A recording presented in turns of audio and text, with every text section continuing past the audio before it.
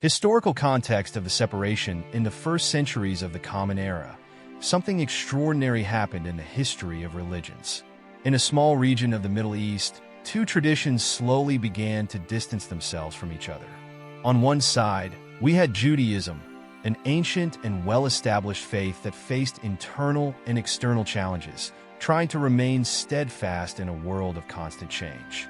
On the other side, a new sect was emerging within this same tradition, claiming the arrival of a Messiah whom many did not recognize.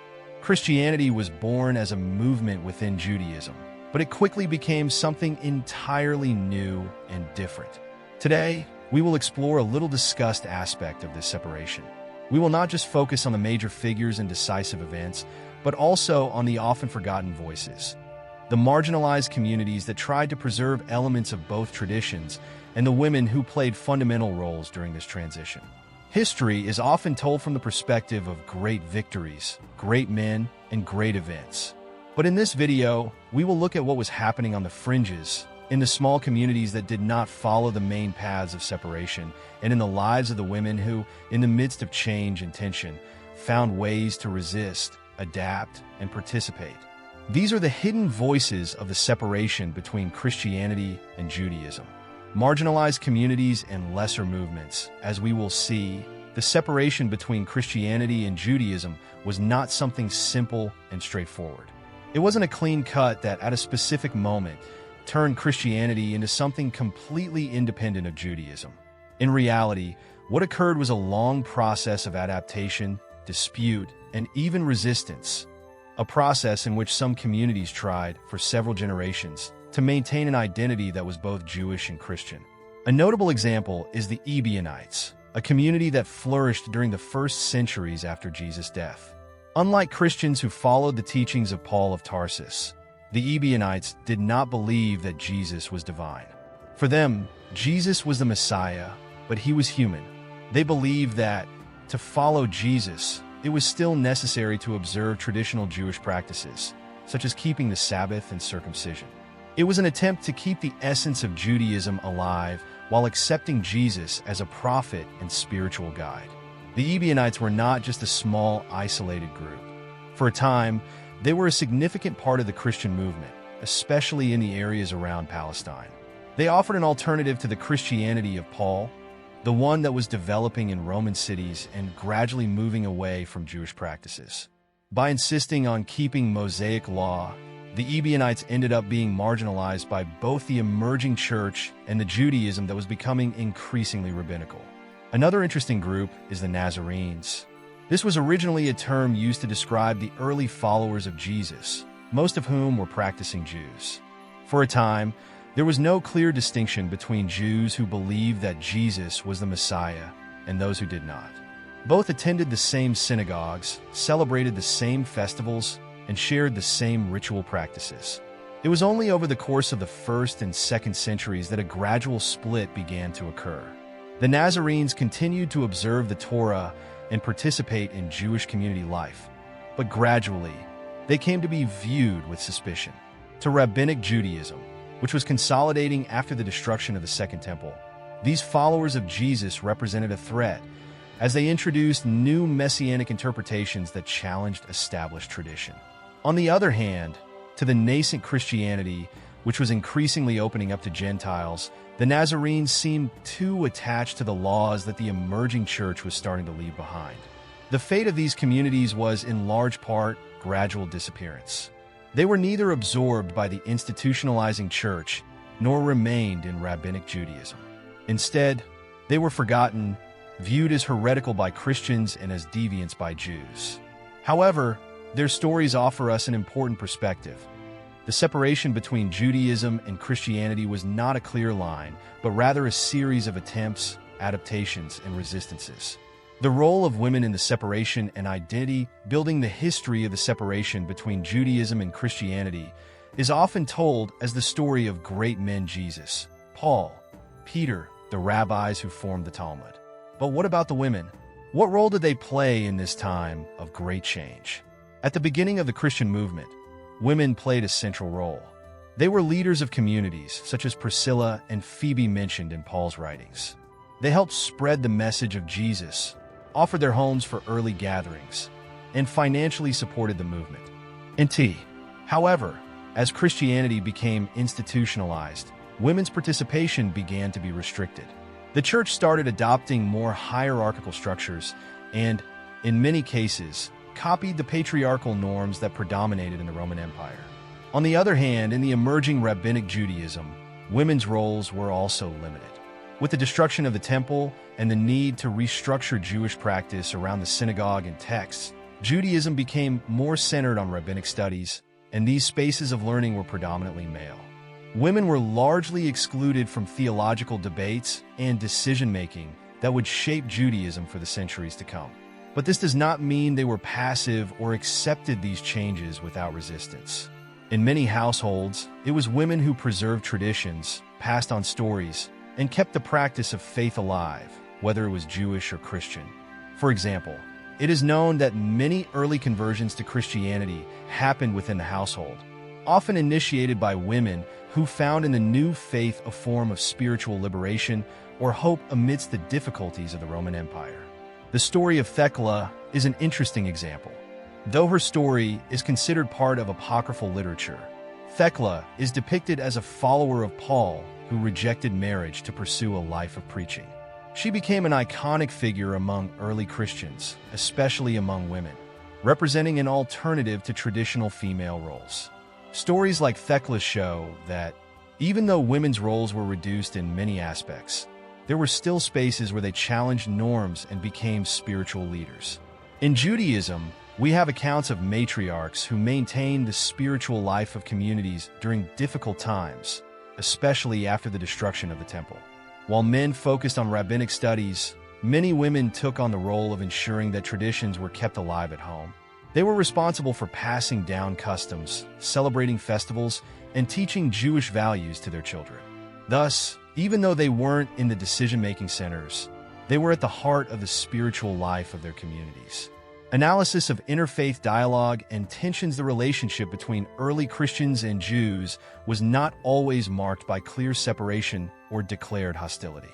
In the years immediately following Jesus' death, there was a period of overlap and dialogue between the two communities. Both attended the same synagogues, participated in the same festivals, and for many, the belief that Jesus was the Messiah did not necessarily mean breaking away from Jewish tradition. However, over time, tensions began to arise, and the lines between the two traditions began to harden. In the early centuries of the Common Era, cities like Antioch and Alexandria were meeting points for various cultures and religious traditions. Jews and Christians coexisted in these metropolises, where there was often more dialogue than conflict. Antioch, in particular, is known as one of the first places where the followers of Jesus were called Christians, a sign that they were already being seen as a distinct group. But what made this coexistence increasingly difficult? Part of the answer lies in the way Christianity began to spread among the Gentiles. Under the influence of Paul of Tarsus, Christianity increasingly became a religion that did not require adherence to the traditional laws of Judaism, such as circumcision and dietary laws. This made Christianity more accessible to non-Jews, but also created a fundamental point of tension between those who believed that Mosaic law was central to the relationship with God and those who believed that faith in Jesus was sufficient. Meanwhile, on the Jewish side, after the destruction of the Second Temple in 70 CE, the rabbis were trying to restructure and strengthen Jewish identity amidst persecution and exile. Jewish Christians who continued to see Jesus as the Messiah began to be seen as a threat to the unity and survival of rabbinic Judaism. The councils of Jamnia, which took place between 85 and 100 CE, symbolize a turning point. Though not a formal council like those of Christianity, these meetings represented an attempt to define what Judaism was and exclude those who did not fit that definition, including the followers of Jesus. One result of this was increasing hostility on both sides. From the Christian side, there was an emerging narrative that Jews, by rejecting Jesus, were rejecting God. This narrative is reflected in some New Testament texts, especially in the writings of John and Paul, which began to form the theological basis for what would become Christian anti-Semitism. On the other hand, Rabbinic Jews also began to distance themselves from any association with Jesus followers, who were now seen as apostates. These tensions grew in the following centuries, culminating in more formal persecutions when Christianity became theocracy. Our religion of the Roman Empire in the 4th century under Emperor Constantine. With imperial sponsorship, Christianity gained political power, and with that, Jews and other minorities were increasingly marginalized. The Jewish Christian communities, which had previously existed on the fringes, now became heretical in the eyes of the church. Thus, the Ebionites, the Nazarenes, and other smaller groups disappeared from history, often assimilated or persecuted by a world becoming increasingly polarized. It's important to remember that in some regions, coexistence was not just about conflict. In many places, Jews and Christians maintained commercial relations, lived side by side, and even shared cultural traditions. Especially in areas under Islamic rule, such as Muslim Spain, there was relatively peaceful and even collaborative coexistence between Jews, Christians, and Muslims. This example shows that separation did not always mean total hostility, and that the interactions between the two communities were more complex and multifaceted than we often assume. Modern relevance and reflections understanding the separation between Christianity and Judaism helps us understand today's world and the relationships between these two traditions that, while distinct, share common roots. More importantly, looking at the marginalized communities and women during this process allows us to see that history is not only made by the victors and the powerful. It is also shaped by those who are often on the margins, but who, nevertheless, contribute profoundly to the identity and continuity of faith. The stories of Jewish Christian communities remind us that there were many ways to be a follower of Jesus in the early centuries. Not everyone chose the path laid out by Paul and the nascent church. Many tried to keep the connection with Judaism alive, and in their failure, they show us how religious identity is built not only by consensus but also by exclusion. Likewise, the stories of women remind us of the crucial role they played during a time of transition. Even when they were excluded from official power structures, women kept the flame of faith alive in their homes, taught their children, and in some cases, directly challenged norms to become spiritual leaders.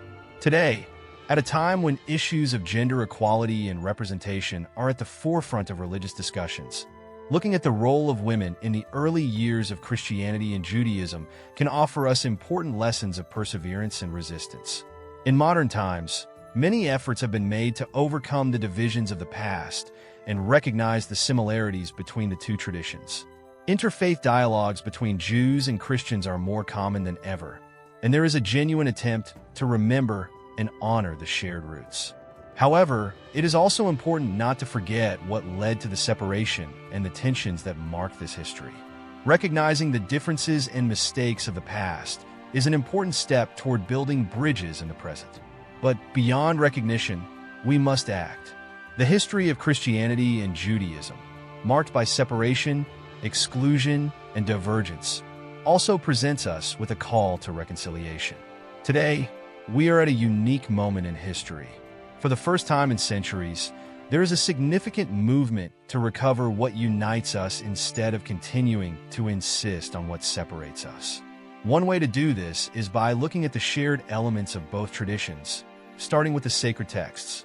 Both the Hebrew Bible and the New Testament are full of stories that speak of justice, compassion, and the search for a true relationship with the divine. By exploring these stories together, we can rediscover common ground, a starting point for dialogue that emphasizes ethics, humanity, and spirituality rather than doctrinal divisions. What we can learn from the stories of communities like the Ebionites and the Nazarenes is that coexistence was not only possible, but real. These communities did not see the need to abandon Jewish roots to follow Jesus.